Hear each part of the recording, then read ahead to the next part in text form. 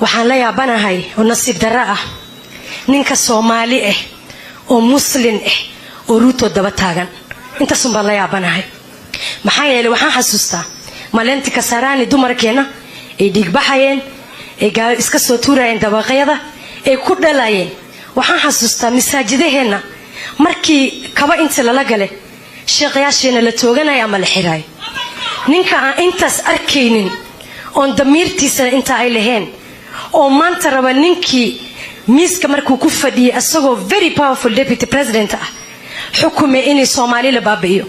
businesskeena hoos galo oo maanta gurbaan u tumayo la hal doorto tasana sidara waxa kale odaygan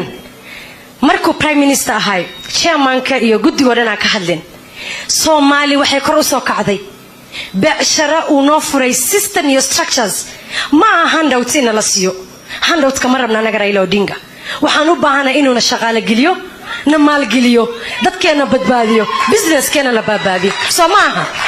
inta soo kama rabno markuu prime minister ahay waan ka helnay Soomaali Ilaahay markaan ka cabsanayno waxaan kor u soo kacnay Raila Odinga markuu prime minister ahaa waxaan aaminsanahay madaxweynahan daansiino on kursiga state house geeyno Soomaali inaan ka faa'iidi doono dadka ag fadhiyo dhan marka eegtaan uu garab uu maanta soo qoray juneed marka aragtaan ani marka ay fiirisaan